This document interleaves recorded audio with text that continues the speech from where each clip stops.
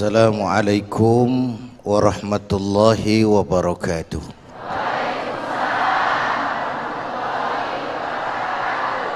Bapak, Ibu dan segenap pemirsa TV One yang saya cintai, jumlah bilangan bulan menurut Allah itu ada 12. Dimulai dari Muharram, Safar, Rabiul Awal, Rabiul Tsani, Jumadal Ula, Jumadal Tsaniyah, Rajab, Sya'ban, Ramadan, Syawal, Zulqa'dah, Zulhijjah. 12. Anak-anak kita umumnya kalau ngitung Januari sampai Desember, bangun tidur pun hafal. Tapi kalau ngitung Muharram sampai Zulhijjah, jangankan anaknya, ya udah terusin aja lah kalau udah ngerti.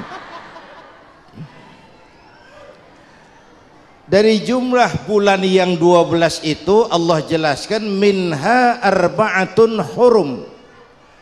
Ada 4 bulan yang disebut bulan yang dihormati, bulan yang disucikan, bulan yang diharamkan. 4. 3 bergandengan, 1 agak terpisah. Yang bergandengan itu Rajab, Sya'ban, Ramadan. Yang agak terpisah itu Muharram.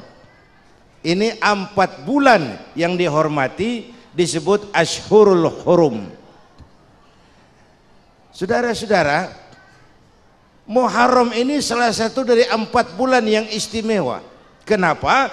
Banyak peristiwa besar yang terjadi di bulan Muharram. Hampir semua nabi dan rasul berkaitan dengan Muharram ini. Hampir semua nabi dan rasul. Kita akan kutip beberapa saja dalam konteks kekinian. Pertama, Allah menerima taubatnya Nabi Adam pada hari ke-10 bulan Muharram. Adam itu bapak moyang kita. Dosanya 1, makan buah khuldi, dikeluarkan dari surga. Kita dosanya banyak, kepengen masuk, enggak nyambung. Hai Adam, dari tidak ada kamu saya adakan. Saya perintahkan tinggal di surga. Merasa sepi sendirian, saya ciptakan Siti Hawa supaya kamu tenang. Kamu boleh nikmati semuanya. Ini boleh, itu boleh, ini boleh, itu boleh. Makan, makanlah yang kau mau. Minum, minumlah yang kau suka. Pakai, pakailah yang kau senang. Satu yang saya minta, jangan dekati pohon khuldi. Itu kau tidak sanggup, keluar. Diusir dari surga. Sujud Nabi Adam. Kata riwayat 40 tahun sujud, membaca Rabbana zalamna anfusana wa illam taghfir lana wa tarhamna lanakunanna minal. Itu namanya istighfarnya Nabi Adam. Nah, maka salah satu amalan yang sangat dianjurkan di bulan Muharram ini memperbanyak istighfar. Tidak ada orangnya yang tidak. Ayo jujur, ini yang kumpul di sini semua, ada nggak yang nggak punya dosa? Yang merasa nggak punya dosa, ayo ke depan. Ada?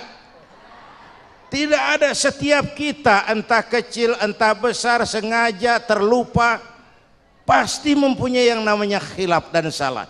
Dan Allah Tuhan kita bukan Tuhan pendendam. Allah Tuhan kita Tuhan yang ramah dan rahmah. Manusia, dosamu banyak tapi ampunanku lebih banyak. Salahmu besar, rahmatku jauh lebih besar. Kau sujud di hadapanku, aku bangga melihatnya. Kau menangis di hadapanku, aku senyum melihatmu. Kau berjalan menujuku, aku berlari menyambutmu. Karena itu amalan yang sangat dianjurkan di bulan Muharram ini memperbanyak istighfar. Itu kalau istighfarnya Nabi Adam. Ada istighfarnya Nabi Yunus. Nabi Yunus itu ketika berdakwah kepada kaumnya yang bandel, memberikan peringatan, kalau kalian tidak mau beriman akan turun azab. Kapan Yunus? Akan. Kenapa mesti akan? Sekarang aja kalau mau, saya tungguin. Kurang ajar betul ini umat. Akhirnya Nabi Nuh menghindar dengan perhitungan, kalau azab tidak turun saya sudah jauh. Meragukan janji Tuhan. Lalu naik kapal, dinaiki oleh Yunus, kapal mogok. Dicari siapa biang keroknya ini. Diundi, ternyata Yunus. Sampai 3 kali diundi. Dibuanglah Yunus ke dasar laut. Ditelan oleh ikan nun atas perintah Allah. Telan itu Yunus. Jangan pakai dikunyah. Rusak urusan. Telan saja, simpan di perutmu. Dibawa oleh ikan nun ke dasar lautan. Itu yang oleh Quran dikatakan bertemulah 3 macam kegelapan. Zulumatun salas. Gelapnya tengah malam, gelapnya di dasar laut, gelapnya di dalam perut ikan. Itu namanya peteng. Mbahnya gelap. Di perut ikan itulah Nabi Nuh sadar akan kesalahannya, meragukan janji Allah, meragukan janji Allah. Ia sujud di dalam perut ikan itu, membaca la ilaha illa anta subhanaka inni kuntu. Itu istighfarnya Nabi Yunus. Dibacakan istighfar begitu, ikan sakit perut pak. Di dasar laut kemana mau cari apotik? Dia naik ke permukaan, memuntahkan isi perutnya. Nabi Yunus keluar dengan selamat. Itu pun terjadi pada hari ke-10 bulan Muharram. Istighfar intinya itu. Itu amalan utama bulan Muharram, memperbanyak istighfar. Api tunduk kepada perintah Allah. Ibrahim masuk ke kobaran api, selembar rambut pun tidak terbakar. Kenapa? Karena Ibrahim orang yang takut kepada Allah. Api tunduk kepada perintah Allah. Kalau kita baca ayat itu, masuk ke api, mateng.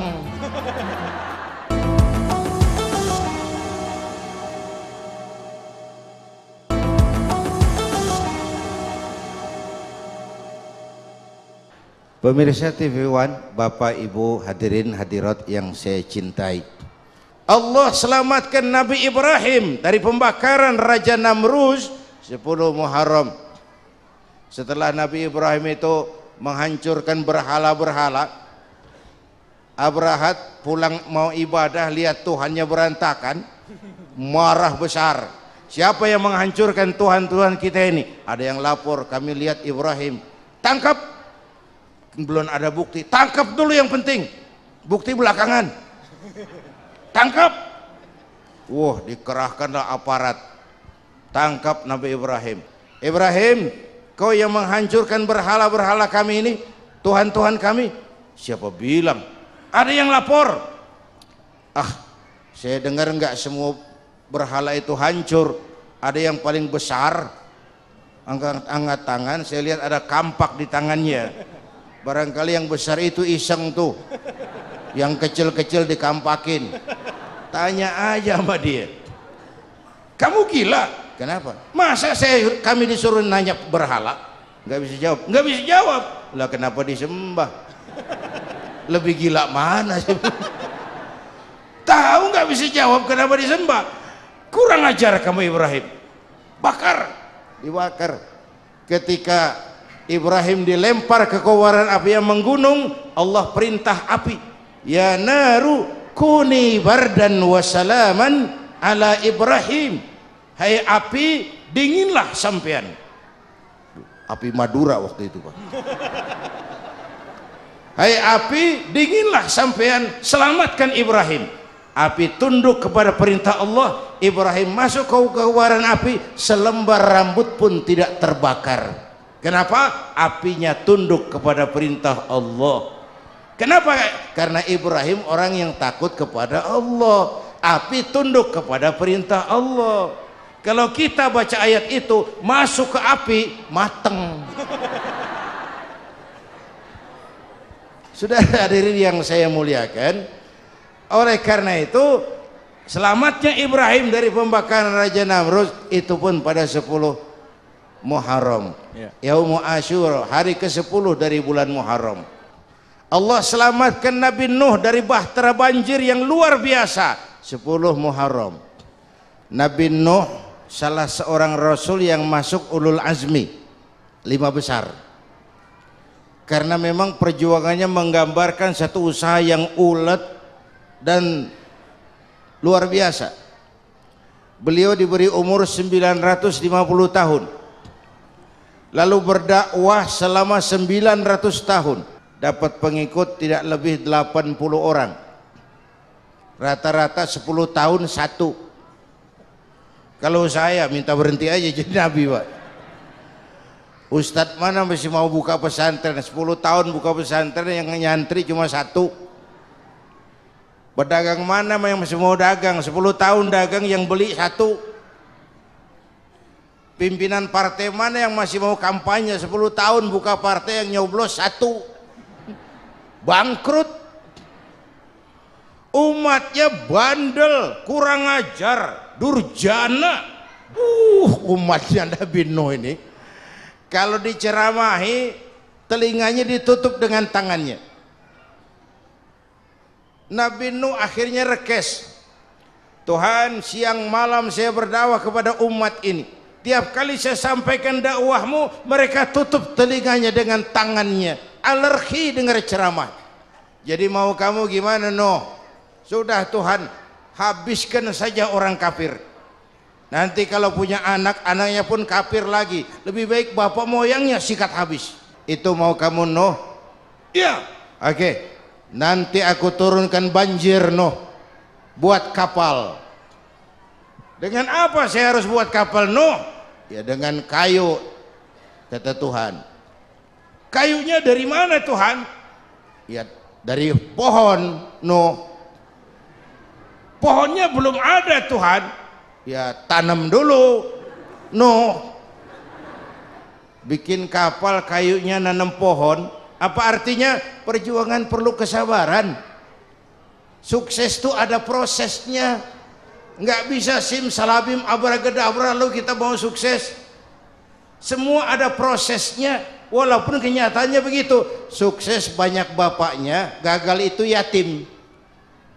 Udah bikin kapal dengan kayu di tengah kampung, bikin kapal ini. Bayangkan di tengah kampung bikin kapal. Orang kafir makin menjadi-jadi.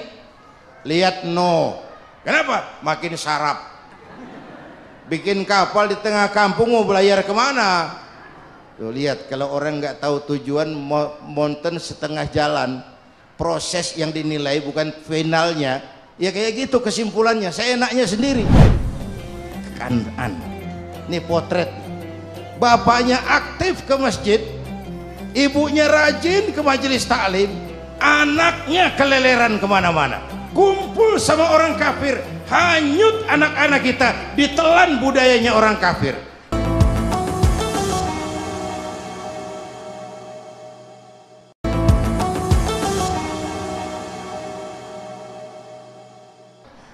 Nabi Nuh bikin kapal. Kapal mendekati selesai, ini orang kafir rame-rame datang ke kapal Nuh. Mau apa? Buang najis. Sakit perut berangkat ke kapal Nabi Nuh. Penuh lantai kapal dengan najis manusia. Inilah perjuangan. Bukan jalan raya lurus bertabur bunga di kanan kirinya. Banyak ondak dan duri, fitnah, caci maki, antipat, segala macam dihadapi Nuh. Ada orang tua dasar kafir, kurang ajar, sudah stroke berangkat juga ke kapal Nuh. Mau buang najis, pincang-pincang digotong orang. Selesai buang najis dia bangun mau pulang, pegangan tiang kapal terpeleset jatuh di atas tumpukan najis. Terjadi keajaiban, yang stroke-nya sembuh, lumpuhnya hilang, berangkat digotong-gotong pulang, jalan gagah sekali. Tapi orang kampungnya heran, ente sudah sembuh? Sudah. Berobat di mana? Kok begitu paten? Di kapal Nuh. Masih banyak.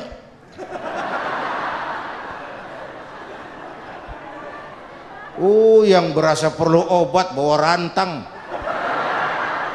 ambil bersih lagi geladak kapal itu. Sudah selesai Nuh? Selesai.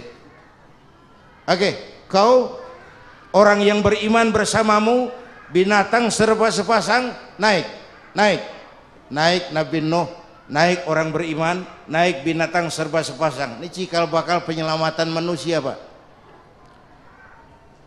Naiklah orang beriman, sudah naik semua, Nabi Nuh kontrol. Ini contoh buat kita. Pemimpin yang baik bukan cuma terima laporan di belakang meja. Laporan itu yang mana juga bagus. Kontrol. Jangan cuma tunggu laporan di belakang meja, semua laporan bagus. Nabi Nuh kontrol. Sudah naik semua. Sudah Nuh. Fulan bin Fulan naik Nuh. Kan'an anak saya ikut nggak naik kapal? Kami tidak lihat itu Nuh. Kan'an. Ini potret. Bapaknya aktif ke masjid, ibunya rajin ke majelis taklim, anaknya keleleran kemana-mana. Bukan di sini, di Prancis. Udah di sini insya Allah sama.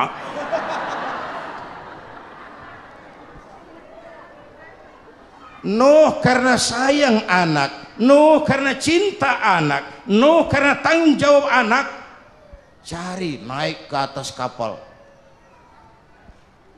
Lihat Kan'an anak saya, nggak lihat Nuh. Turun ke ruang bawah, periksa lagi. Mang, ayah Kan'an di dia. Jamaah Tasik nih rupanya di tangan. Tuh ayah mang, ayah ke mana ya budak ini? Naik ke atas buritan. Dari buritan kelihatan ternyata Kan'an tidak ikut naik kapal, kumpul di darat bersama orang kafir. Ini potret kita sekarang. Kumpul sama orang kafir, hanyut anak-anak kita, ditelan budayanya orang kafir, ditelan tradisinya orang kafir, ditelan pergaulannya orang kafir. Nuh karena sayang anak dari atas manggil. Dalam Quran dijelaskan itu. Karena Nabi Nuh di atas, Kan'an di bawah, teriak, ya bunayyar kam ma'ana. Begitu dalam Quran ayatnya.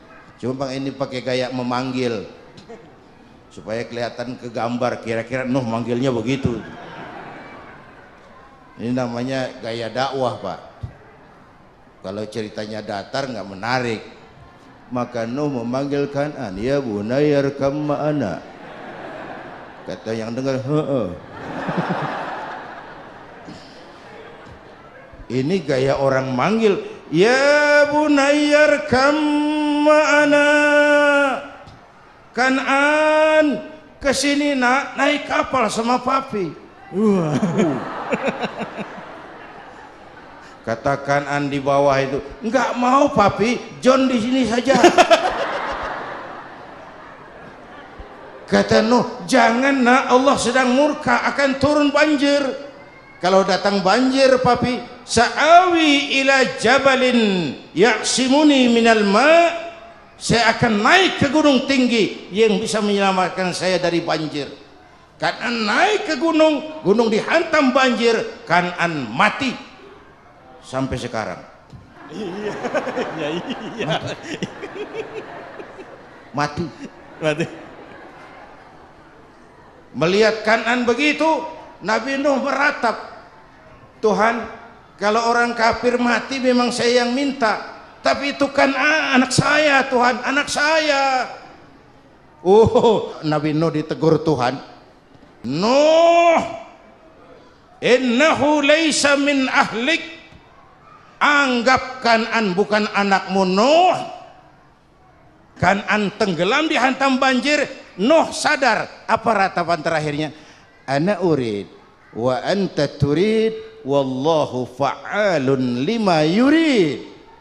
Aku punya kemauan, engkau Kan'an punya kemauan, Allah juga punya kemauan. Akhirnya mau Allah yang jadi kenyataan. Nabi Nuh punya kemauan, Kan'an naik kapal nak supaya selamat. Kan'an punya kemauan naik gunung lebih tinggi dari kapal bisa selamat. Allah punya kemauan. Apa? Itulah hidayah, itulah demokrasi Islam. Anak Nabi tidak dapat hidayah, kumpul sama orang kafir. Bapak Nabi tidak dapat hidayah, malah jadi pembuat berhala. Azar bapaknya Ibrahim. Istri Nabi tidak dapat hidayah, tenggelam oleh gempa. Istri Nabi Saleh. Paman Nabi tidak dapat hidayah, menentang keimanan. Abu Jahal, Abu Lahab, Abu Sufyan, dan abu-abu lainnya. Yang intinya kita bersyukur kita ini ponakan Nabi saja bukan dapat hidayah. Insyaallah, amin. Amin. Sama-sama kita istighfar sih. Astaghfirullah Rabbal baraya, astaghfirullah minal khataya.